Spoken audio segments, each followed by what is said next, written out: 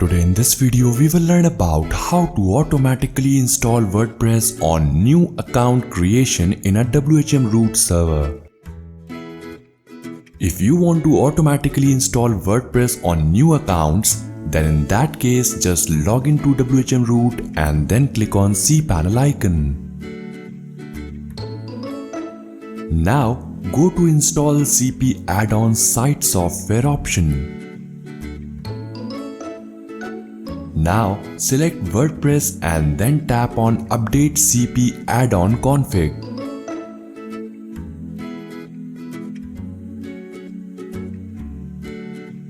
Now log into FileZilla or WinSCP and then go to a given directory, that is /usr local cPanel third party bin. Inside this folder, just create a new file with the given name, that is wpAutoinstall.sh.